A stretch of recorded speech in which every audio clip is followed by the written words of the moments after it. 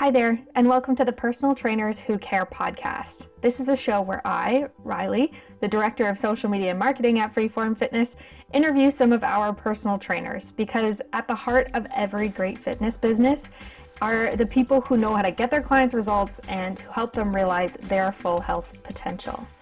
This is a production of Freeform Fitness, a boutique-style personal training studio with 6 locations across Ottawa, Canada.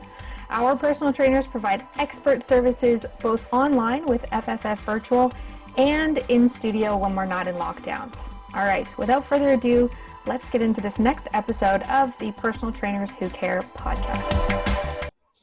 Okay, so for our 5th episode, we have Victor Brunet.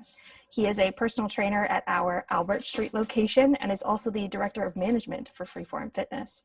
He has a background in psychology, but also holds a certification from the Canadian Society for Exercise Physiology, which is the leading standard for personal trainers in Canada.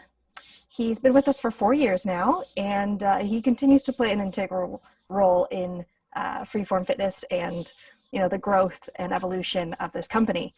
And interesting fact, Victor's actually from Montreal, and he's been a rising star from a young age. So he won Athlete of the Year in elementary school.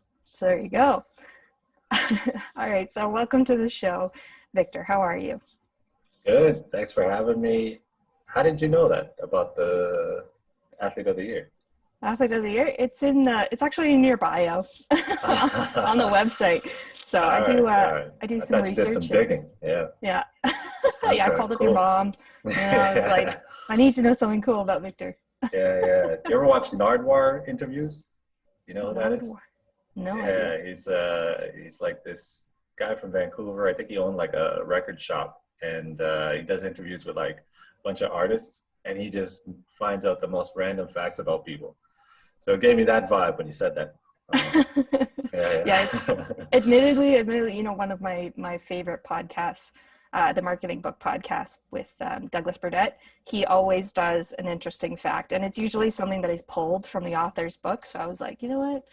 I think the website is a good place to pull some fun facts from. So yeah, that's cool. But yeah, thanks for having me. I'm excited to do this. It's my second podcast I've ever done. Oh, really? Which was the first? It's no longer a podcast, but it was called Over the Line.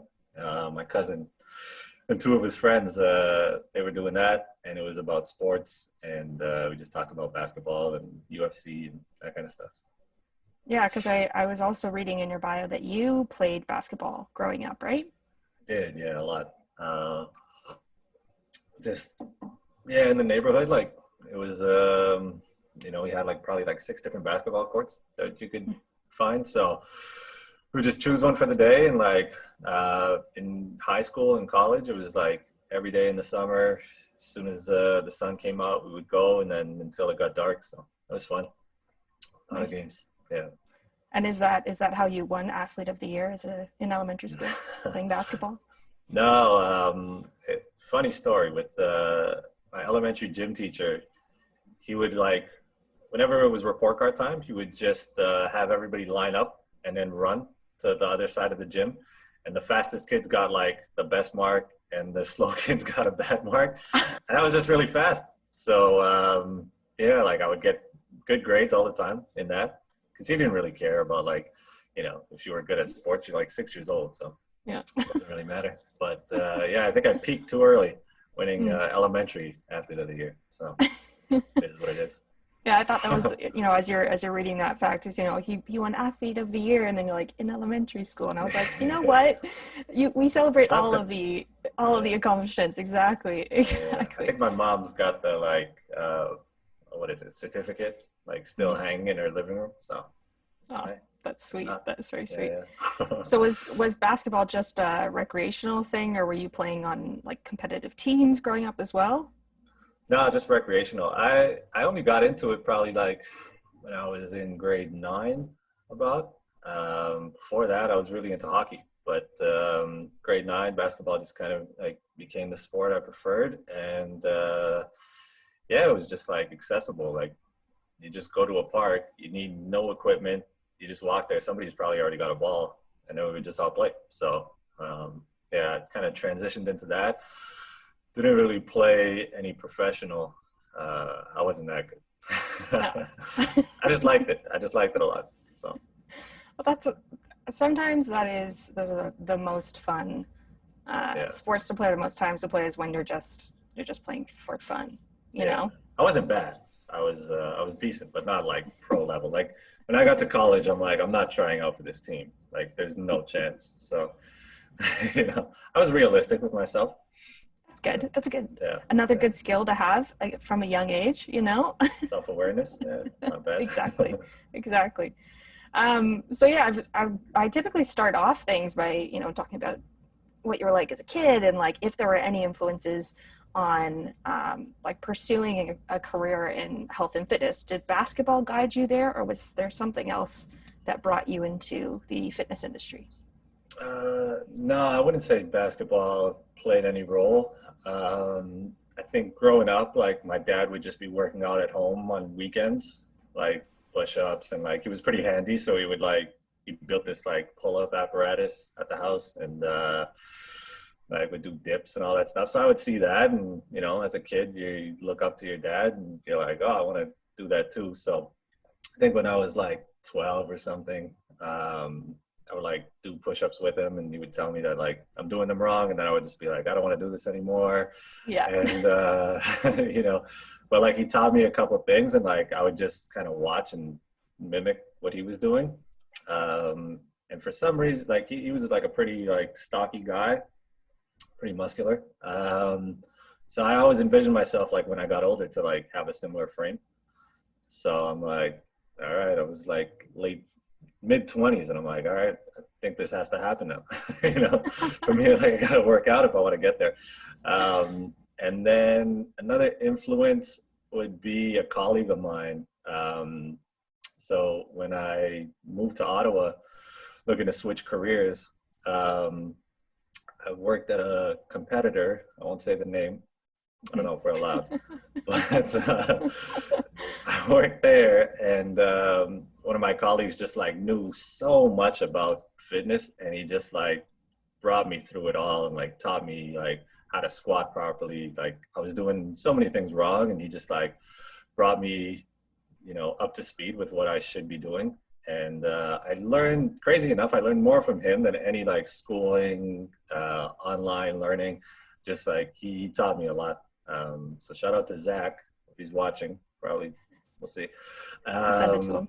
Yeah. But yeah, he taught me a ton. So he was a big influence on like just really making me want to pursue the personal training side of it. Oh, nice. So it was sort of going after your own fitness goals, and then meeting a good coach that inspired Yeah, that. like I got back into the gym life. Like I was like on and off. Like right when college started, me and like five of my friends, we all joined the gym, and like just had no idea what we were doing, but like we were hanging out and working out at the same time, so it was fun. And none of us got anywhere close to the goals we had, but it was fun. And then, funny enough, everybody kind of just did their own thing separately, and we all achieved what we wanted. But then, yeah, when I started getting back into the gym, I was just like, this is what I like doing, and I just want to be active. I love being active. And I was working office jobs for a really long time, and it was just that time where I wanted to switch careers. And I had thought about being a personal trainer probably at like 20. And then when I went back to the gym and just it felt so good again, I'm like, let me like look back into that. And everything just kind of fell into place. So happy it Well, happened. that's good. It's a sort of a late calling for you. Not late. I mean, early 20s isn't late at Later, all.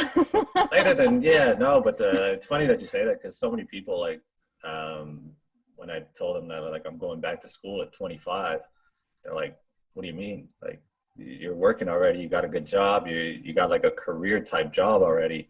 How'd you go back to school? But for me, I always looked at it like, it's never too late. Like if I'm 25, I got another like, I don't know what, 40 years or something of work. I'm like, I don't want to just coast for the rest of it. Like I'd rather do something that I like. So I never think it's too late. So if you're listening and you want to switch jobs, go for it. It's never too late. There you go. Yeah, I went back to school at 22, and I remember being in There you go. college and going to school, and you're there in res with like a bunch of 18-year-olds, and you're like, okay, I remember this.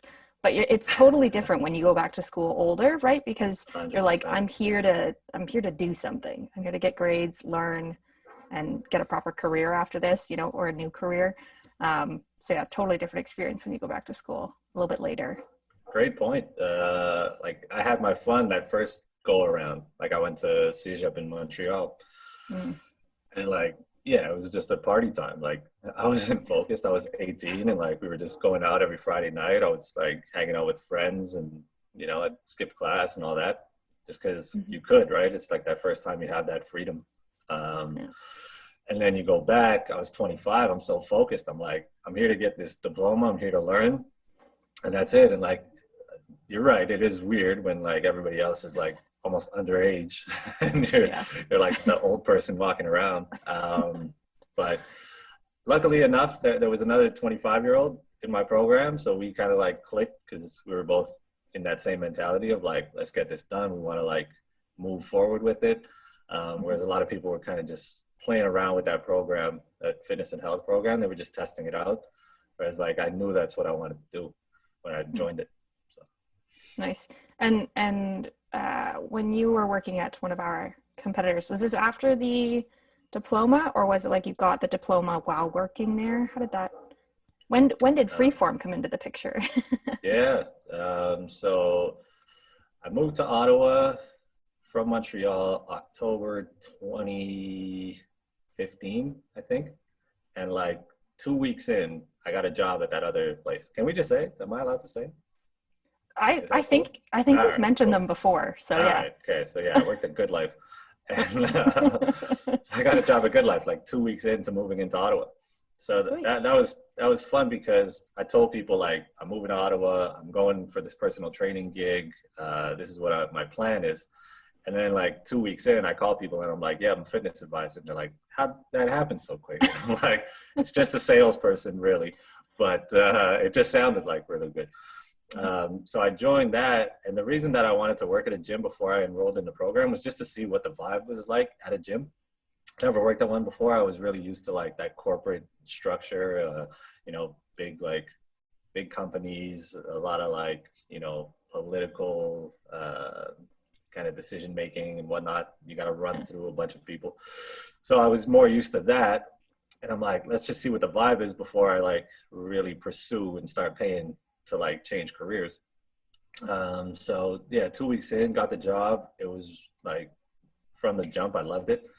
Mhm. And like at the same time, I just enrolled into the program.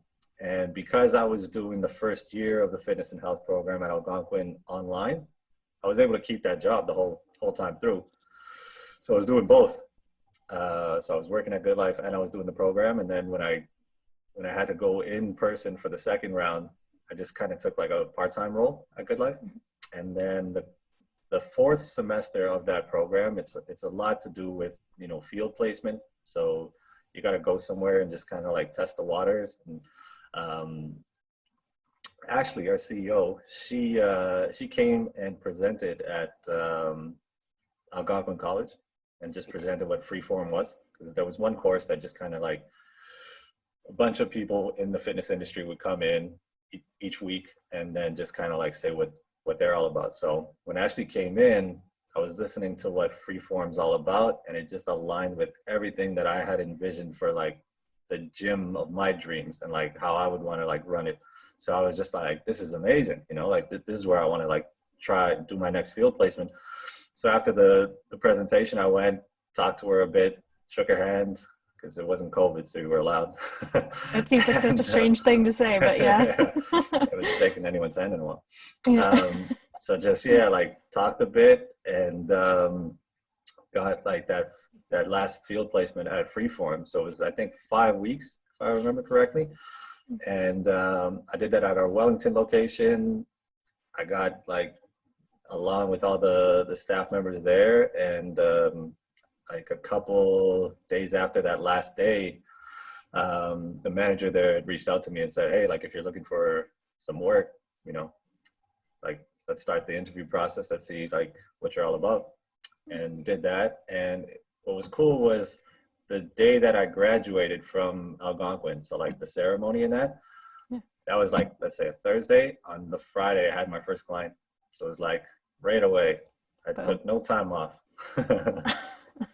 That's awesome. And prior to working at gyms, you had a sales job, right? Like you sort of within corporate world, you were working in sales? Yeah, I did. I'll just tell you everything that I did. So I started off as I did phone interviews. So like if you ever get those calls where somebody is like, hey, do you want to do an interview or a survey for like, 10 minutes right while you're having dinner? That was me. I did that for 5 years. And it actually was like, I did that while I was in college in Montreal. So it was really cool. It was like a great student gig. And you learn to deal with rejection like so well, because you would go through probably like 400 or 500 calls at night, and you get maybe like one person that agrees to do the survey. So you get, knocked down 499 times. you get pretty strong, and like it didn't bother me anymore, so it, oddly enough, it like built more confidence than it did like, maybe it's just the way I took it, but it actually helped with just being a little more social, and learning how to navigate like that conversation to persuade people to do it. And that really helped me in my next gig, which was a sales position. And that was commission based. So me being competitive with that kind of thing, like I was just gun ho from day one. And I'm like, I need to be on that leaderboard. So I think within the first month I got like in the top 10. So I was pretty happy with that. And then took on like a management role at that place. And then a bunch of people were moving over to this other call center, which was like one of the like top telecom companies in Canada. And I'm like, if they're all going there, I want in on that, because the pay was better, the work was better, everything was better, So I hopped there. I applied for a sales role, or I thought I did. And I actually turned out that I applied to the wrong position. I applied to tech support. So I got the interview. The first interview was just kind of like about me. So I still didn't even know that I was applying for a different role. And then I got an email saying like, all right, you have your like tech support interview. And I'm like, well, what do you mean? And then I realized I just applied to the wrong thing. And I'm like, all right, well, let me try it out, see what happens. And I told the guy from like, once I got the job, I told the trainer, I'm like, I really want to go into sales. So like you had to do 1 year of whatever role you got into, and then you can switch departments. So I told him like, as soon as that 1 year is done, I'm switching from tech support to sales. And he's like, tell me that again in a year, if like you still want to do that. And I didn't know what he meant, but tech support was just so rewarding because you're just helping people all day. It's very similar to the training. So yeah, he was right. Like I'd never wanted to switch departments. I stayed there for like 3 years, and again, like moved up into management roles and coaching and leading teams and all of that. So that's my work history. Wow. Yeah. So all office jobs, and I was just sitting so much, so I was getting out of shape, and that's when I'm like, all right, I gotta switch it up. And I imagine, I mean, as much as you have a great attitude about all of these jobs, I imagine that there is an element of stress involved with those as well, and did that inspire the move? No. Okay. Some people, yeah, like those calls really took a toll on them. Like you'll see like call center agents just crying sometimes, like at their desk, because like it was just such an abusive call. But that's what really like made me good at it, was I could separate that emotion from it. And again, it was just learning how to navigate a conversation to make it where like I'm not gonna take that, like if you're yelling and swearing at me, and it's not going to be helpful. Like if you really want help, just I'd rather you say nothing than like call me names, just let me do my work. So like it was pretty easy to like get people on board after like fine tuning my own skills. And then it's just a matter of like positioning things in a way that like the client never gets to that level. So like people management, it was I gained a ton of skills from doing that. I think honestly, like if I have one piece of advice for like young people that are maybe like a bit shy, and that is to get a call center job. You're going to talk to so many people all day long. It's like that's all you do, and you just really learn all these new conversation skills. And that's, I mean, super helpful for personal training. You've mentioned that a few times, Oh, yeah.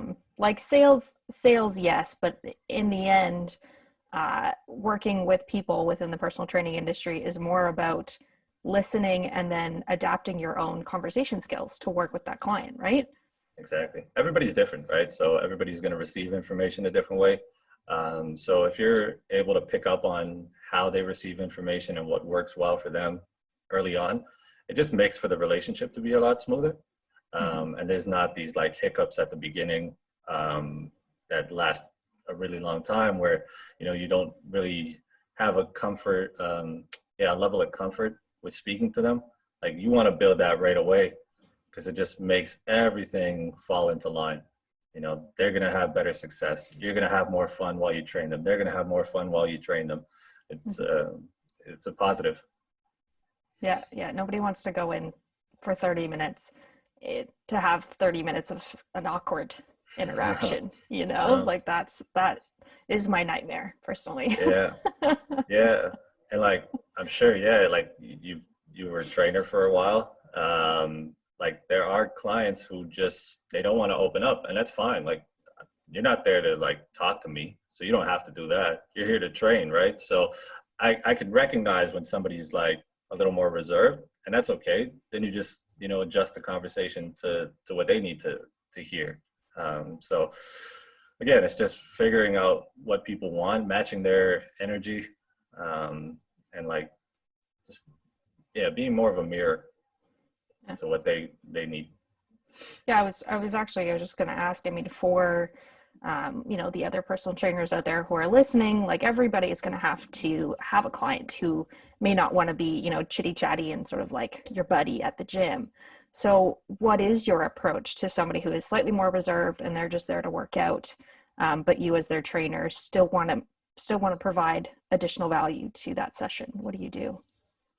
Yeah, I talk more about the workouts themselves, and like talk about what they're doing, why they're doing it, just to keep some conversation going. Like at the call centers, one of the big things was like avoiding dead air.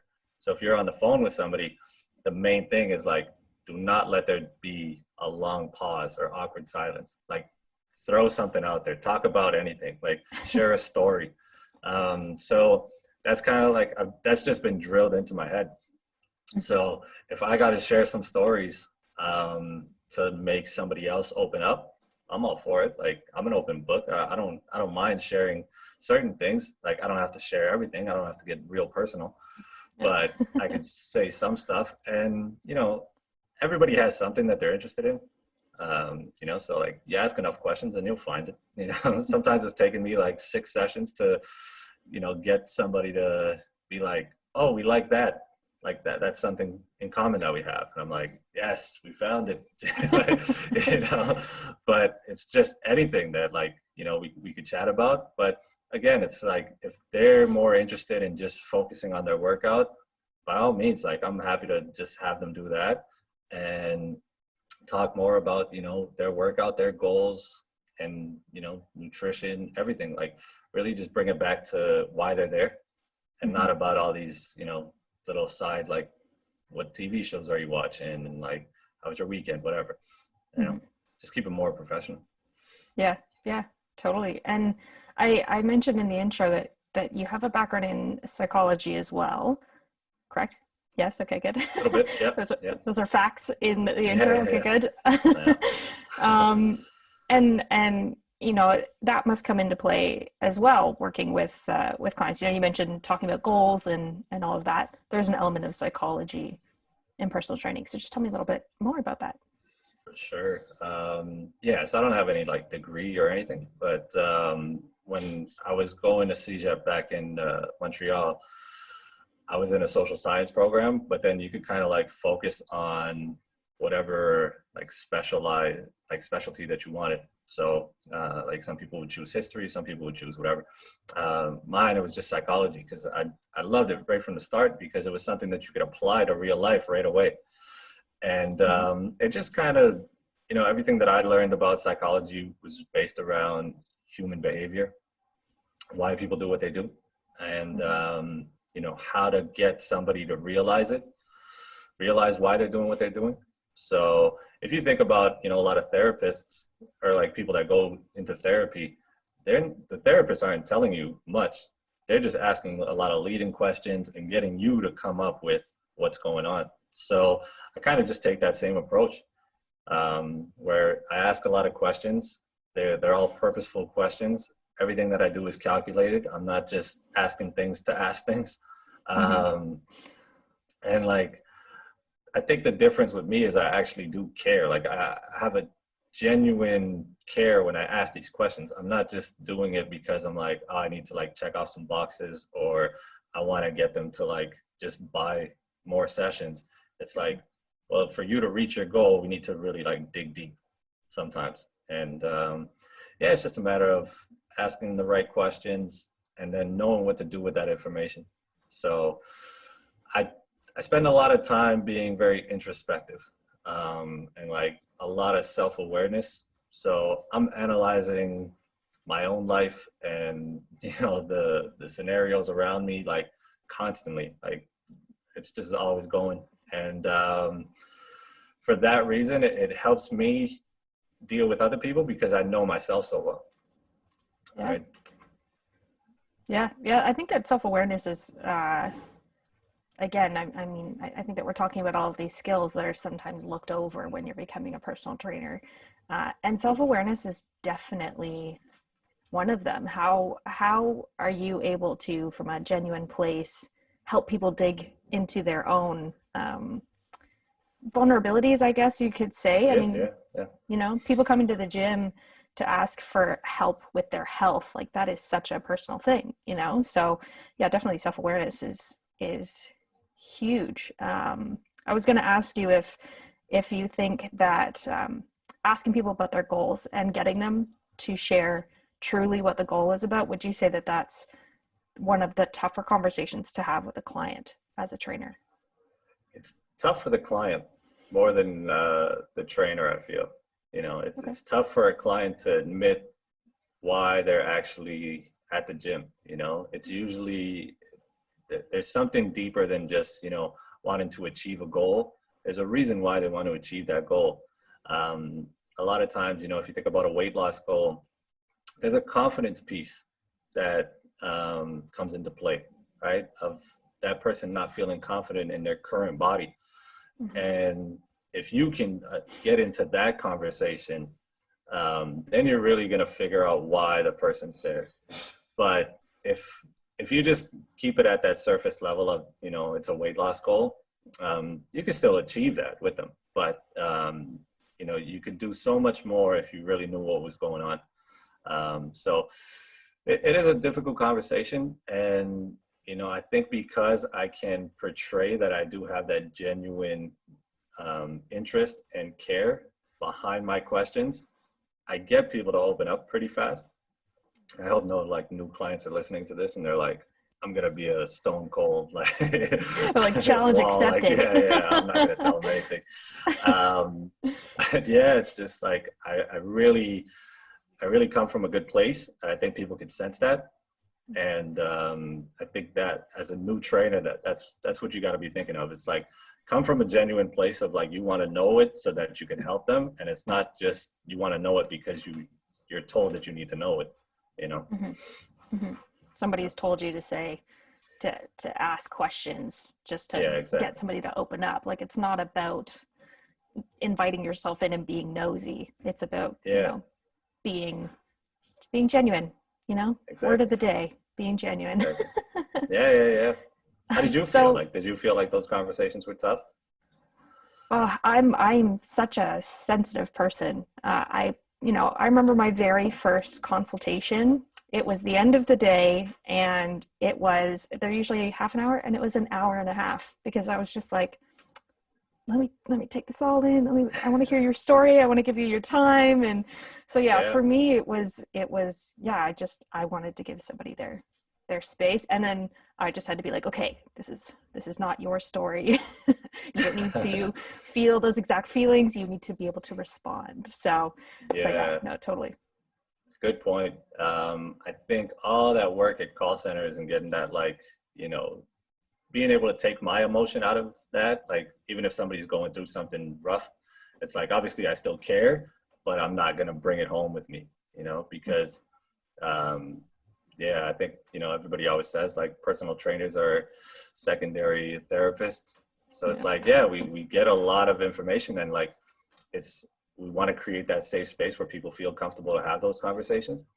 And, we just got to make sure that, like, we're not doing a disservice to ourselves by taking all that in. But great job on giving them all that time in the world. I never try to rush a consultation, because that's like, if somebody's opening up like that, you can't just close that door. Like, let them open up. Yeah. Yeah, exactly. Exactly. I think they came back later. They didn't sign that day, but it was my very first consultation. So I was a little bit out of practice on the getting them to continue training with us. But yeah, it was always important for me to just let people share. You know, we get people on that very first meeting and they cry, like that happens. Like someone is so vulnerable that they end up crying. So I just wanted to circle back to the presentation that Ashley gave, and how something Hmm. struck a chord with you. Do you remember what it was where you're like, this is what I want? So she talked about the 30-minute sessions, and I thought that was like just so different from what everybody else was talking about. And I'll be honest, there was a couple other presentations from other gyms that were a lot more negative, oddly enough. Like, they were just saying how, like, if you don't do this, you're never going to be a personal trainer. If you don't do that. And it was just like the approach, it was just the wording. Like, obviously it's the same thing everywhere. Like, if you don't open up your schedule, like, at the beginning, you're never going to get clients. But like, you know, um, it was just, yeah, like, very positive. And she talked about, like, how the company was ready to grow, and, like, do you want to be a part of this like growth in the city? And we're thinking of going other places. And I think just her passion kind of came out. Mhm. And I'm like, damn, like, if that's how it is at the top level, then like everything else must be really good. And when I got a feel for, the Wellington location, when I started my field placement, I was like, all right, like, what she said is true. Like, this is how they operate. So it was cool to just hear, like, all right, yeah, maybe you're just like selling us on this gym, but like, it was legit. This is what's happening, over there. So Yeah, I yeah, think that it was like, it was a different approach that they took, and it was just like so much passion about, where the company was going. mhm. And I mean, since 2017, and again, I alluded to it in the intro, is just saying that you are the director of management at Freeform. So you obviously believed in that growth story enough to say that you wanted to be part of it long term, which is really exciting. Um, Oh yeah. what are you sort of looking forward to? I mean, COVID has obviously been crazy. Let's talk about that for a little bit. COVID for Freeform Fitness, you join in, seeing all this growth, so much excitement, knowing it's a small business, slightly different business model, all of those things. And then we get to COVID. What has this past year been like for you as a trainer, and then also, part of the Freeform Fitness leadership team? Yeah, interesting year for sure. I mean, we're currently on our fourth lockdown of our locations. Mhm. So, and like no end in sight. Like, Yeah. I'm not too sure about those that like 6 week thing. Yeah. So yeah, I mean it's crazy times. As a small business, like I think anybody who also owns a small business, they can recognize like the impact that it's had. Um, so as a trainer, just having to switch up my style of, now I'm doing some virtual sessions, which I never did before. I never thought I would be doing. So that's interesting. And, meeting clients for the first time with, a mask on and never really even being able to see their face. And then like they take a sip of water one time and bring their mask down. I'm like, oh, that's how you look. Like I've never even seen you before, So those kind of things are interesting as a trainer. But then when it comes to like the upper management side and all that, it's just, you gotta push through, you gotta persevere, you gotta think positive. I actually like started thinking a little less long term and more, let's go 3 month blocks at a time, just because who knows what's coming in like the next 6 months, right? And you try to plan something for a year and then you're shut down for 80% of it. Well, now then that plan's out the window. So kind of think a little shorter term. And it was cool. I was talking to somebody and they said, with COVID, it really exposed a lot of things. So if there was any holes in the company, it'll expose it. And I think that happened. And, it's a great opportunity to kind of like learn about what's going on and try to rectify these things before we open back up again, So those are the two different angles as a trainer and then upper management. Yeah. Yeah, no, it's very true. I like even in personal lives, it's like if you have not been caring for your mental health this whole time and you've just been, burying it with activities during, normal life, COVID really exposed, and it was like, okay, now you need to take some time and, take stock, take inventory of what's going on in your life. Good and point. and adapt. It's like this was said in a meeting the other day, adapt or die, as they say. Yeah. Words of wisdom. That's a good point. Like you gotta face all the stuff that you tried to just hide with your busy schedule. All right. Now you're at home. And I always tell people, like, when you're at home and you're just with your mind, that's sometimes the scariest place, just with your own thoughts. So a lot of people that suffer from any sort of mental health issues, a lot of it stems from those times where they're just alone and they don't have any outside distractions, and they got to really like channel what's going on within. And it's not easy, So if you need help, reach out to people. Training has been like huge. Like when we opened back up for that first time, the amount of people that were just happy to just have a conversation with somebody in person and not on a Zoom call, like everybody brought up mental health. There wasn't one client that I had that came back that wasn't like, oh, this is so good for my mental health. Just being like going outside, going for a walk, going into a gym, a familiar place, seeing some familiar faces, even if it's just half of them, like all those kind of things. It was really, really big. And it was just so interesting to me that like, that was the standard sentiment from everyone, was like, this is great for my mental health. They didn't even care about the workouts anymore. Like it was just like, I'll do whatever. I just want to like, okay, like burpees. be here. Yeah. So I'm like, oh, this is great.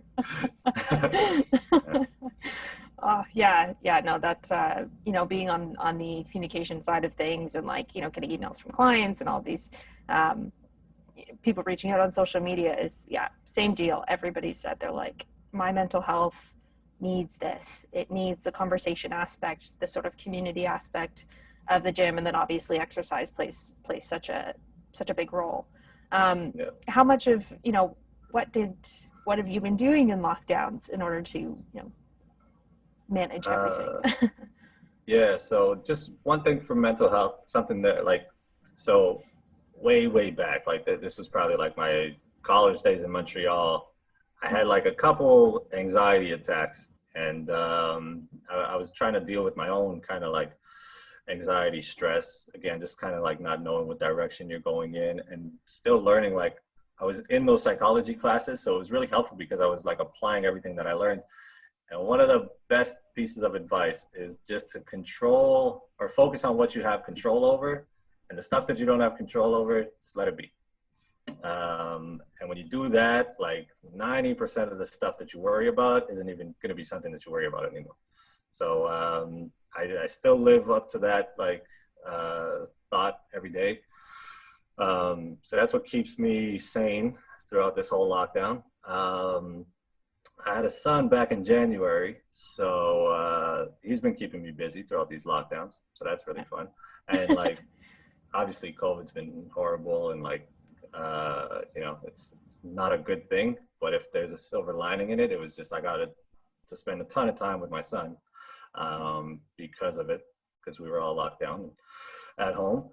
I got a gym set up behind me, so that keeps me busy. I started going for runs recently, now that the weather is nicer.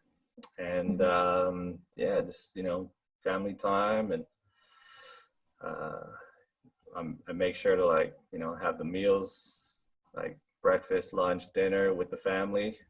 And I'm somebody who's pretty good at like staying in contact with people. So like, I'll message people on Instagram, I'll text them, I'll call them, just to stay, you know, in the loop with people. I think that's big. I think, you know, a lot of people are shy to do it sometimes, to like reach out, but I'm like, hey, what's the worst that happens? They don't answer. They don't want to talk to you.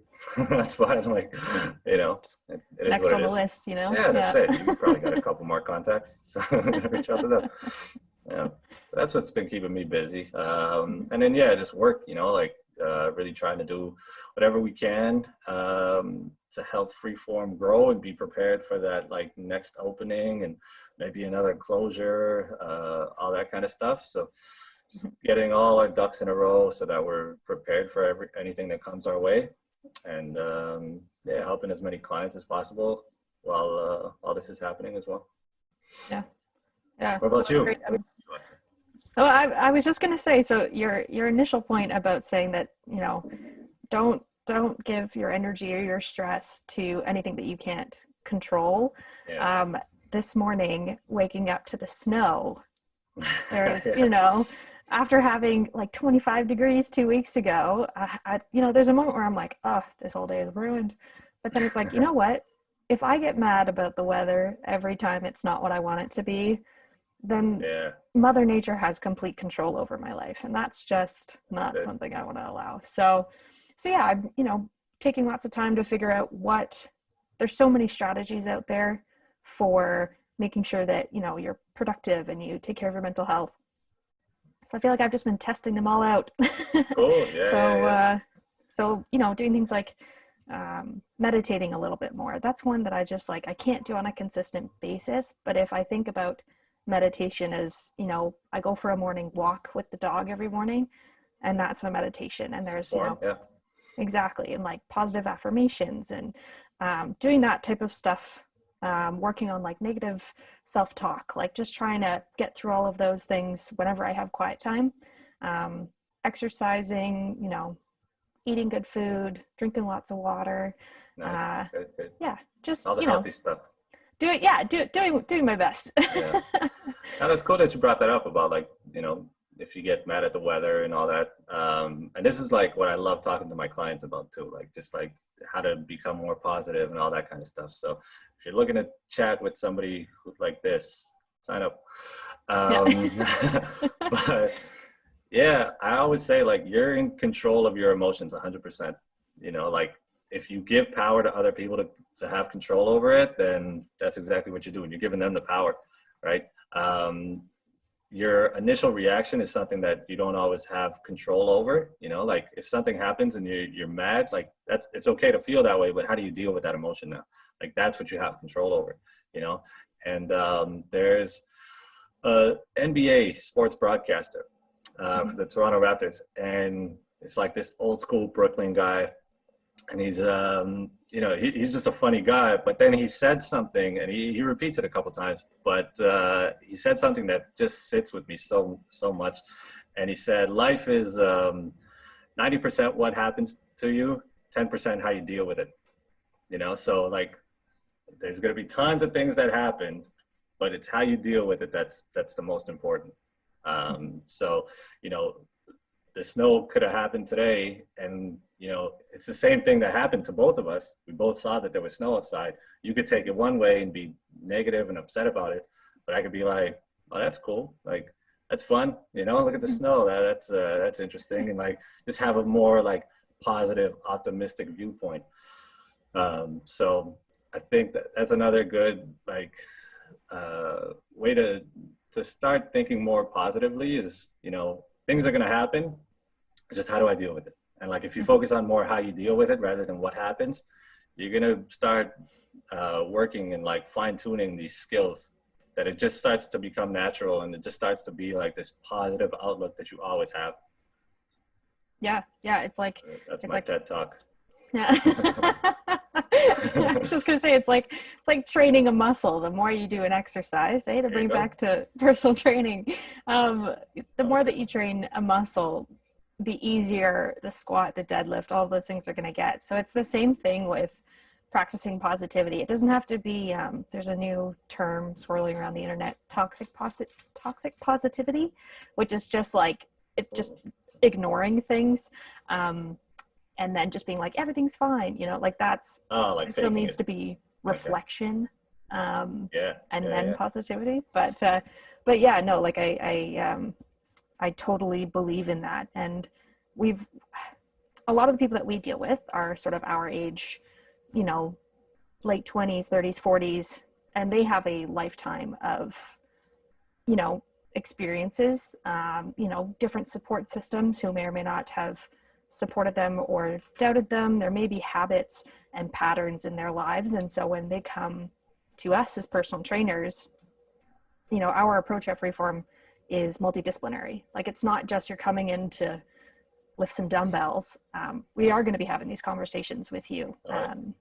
It's just about, we are ready to help people understand through exercise and through a good, trainer-client relationship, how to improve so many different aspects, and then how to implement things so that health and positivity and all of those good things last a lifetime. Exactly. Yeah. Like we want to create that habit, right? Mm-hmm. Of like you have a constant positive perspective on life, and it's not just like when things are good you have it. Right, like you can deal with anything, and like everybody's gonna have their off days. Like it's not gonna be, rainbows and sunshine every single day. Like you're gonna get those snow days, right? And like that happens. And I'll be honest, I probably have, like I'm a pretty positive person, and it's just through all that like self-analysis, introspective thoughts, and all that. And I'm positive for probably like 360 days a year. Then I got those 5 like days where I'm just like, everything's going wrong. But the cool thing now, when I do have those days, I'm like, all right, I only got 5 of these a year. So if this is one, I only got like 4 more. So this is good. Like get them out of the way. So I even turn that into a positive, There you go. how you deal with it. Yeah. That's amazing. I imagine like an agenda or like on a calendar, you just have like a tally. It becomes a very neat and tidy tally. You're like, oh, just one more to go, Yeah, exactly. I'm like, oh geez, the rest of the year is gonna be great. Yeah, there's so many parallels between sort of your story and how you became a personal trainer and your philosophy dealing with clients. I always feel like that's not the right way to say it, but how you approach working with clients. There you go. Working with clients. A lot of the trainers that I talk to, there is a genuine struggle, and it's not just a physical health struggle. There's a moment in our lives, like you said, with the panic attacks back in Cégep, where it's like, okay, I can take control of this somehow. And then that sort of snowballs into a very natural affinity for coaching and helping people, which I think is awesome. Yeah, and like, you know, all the other jobs that I had in the past all kind of like led me here. So I'm a believer of like everything happens for a reason, and like it all created that path to it. So Yeah. it's cool. There you go.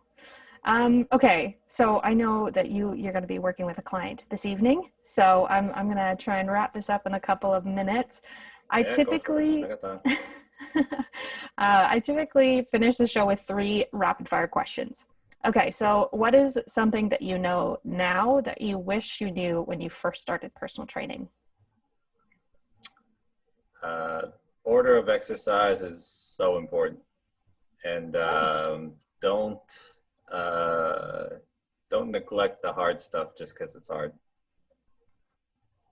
Good answer. So like, all right, I'll tell you why I say that. Yeah. When me and my friends worked out, like I said, like that's one summer we all got like gym memberships and whatnot.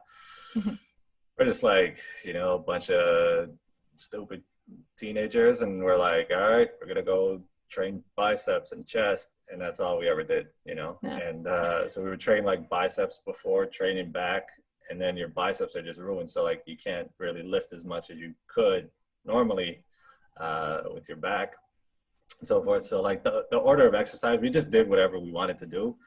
And you know, we all tried a squat one time with a barbell, and we're like, oh, that felt weird. So we're like, we don't need to train legs. And you know, just like those kind of things, just because it was hard and like there was a lack of direction. We just kind of like took the easy route, and that's why we never saw any good results. Should have a poster in the gym with just your face and then that quote: order of exercise matters, and do the hard stuff even if it's hard. Yeah. Okay, so if you were doing a back day, how would you order the exercises? Just pick like 5 random exercises. I'd go probably barbell rows, lat pull down, 1-arm row with a dumbbell, face pulls, get the rear delts, and then finish off with like a bicep exercise. Anyone, doesn't matter. Just, there you go. They're all the same. Yeah.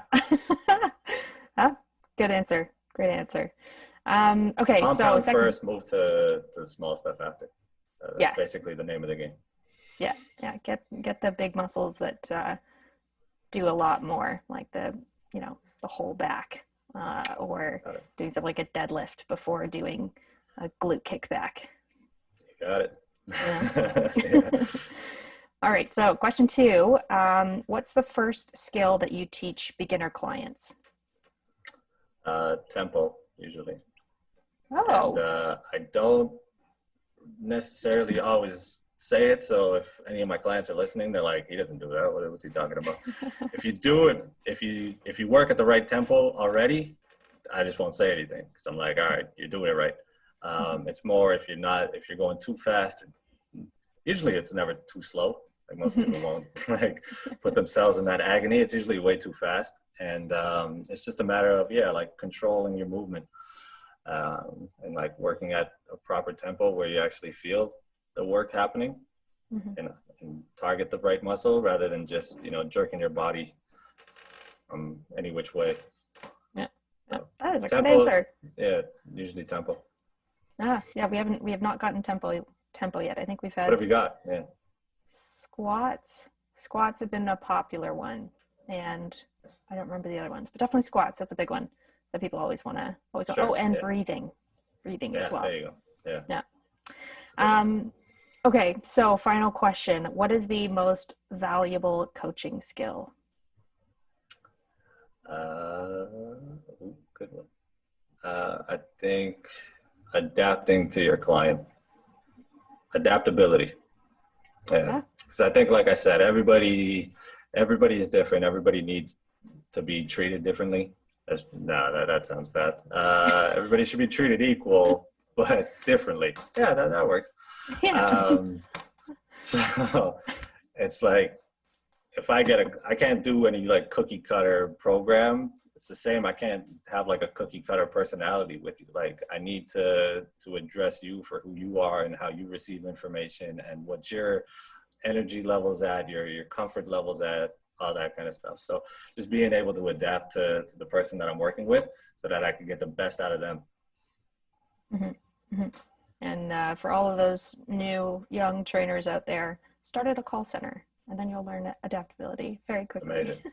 Yeah, and you put the pressure get on. rid of your fear of rejection, and you can take over the world. Yeah. Yeah. So, call centers are going to have an influx of applications after this. Awesome. Yeah. It's fun. It's also a really fun environment. Like I've always found the people that work at call centers are just like a cool like melting pot of people. It's just all walks of life, different ages, different everything. So it's fun. That is the first time I've ever heard you ever that. Worked at a call center? Never worked at a call center. I had a friend in Montreal actually who Montreal. There's a ton in Montreal. So yeah. Yeah. Oh, that's great. What did they think of it? Did they like that job? She hated it. Yeah. She hated it. It was a means to an end, but she's very passionate about what she does. She's an actress, and the call center was good for call centers. Exactly. It was soul sucking for her. Yeah. She's Hollywood. Yeah. There you go. Yeah. All right. So before I wrap up the show, is there anything else that you want to mention, bring up, chit chat about?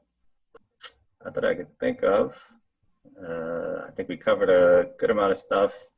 I think training and mental health, they go hand in hand. So if some people in politics could hear that one, that would be good.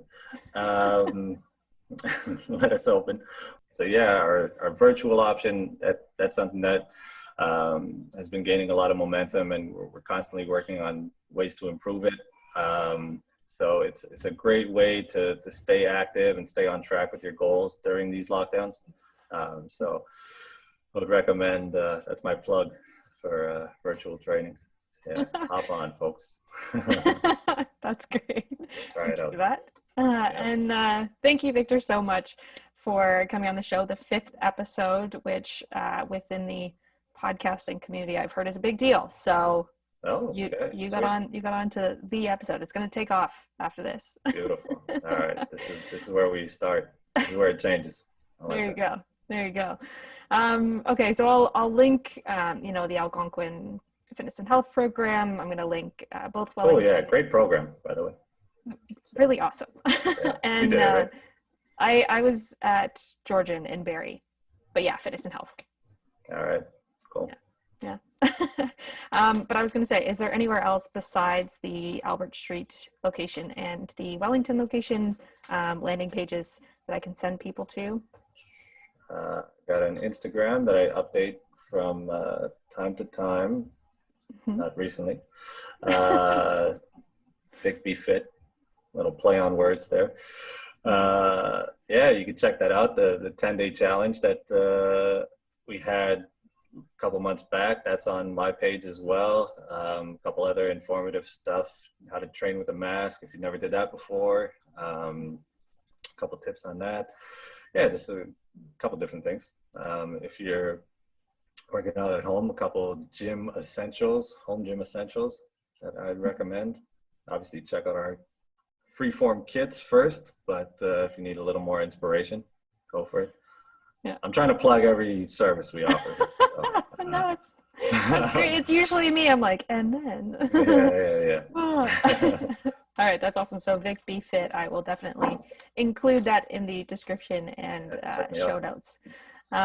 Okay, well, thank you again so much for joining me today. I hope that you enjoyed the rest of your day, Victor. And to everybody listening and watching, I hope that you've enjoyed this episode. If you'd like to know anything else about Victor or Freeform Fitness, you can go to freeformfitness.ca. All right, thanks everybody. Have a good one.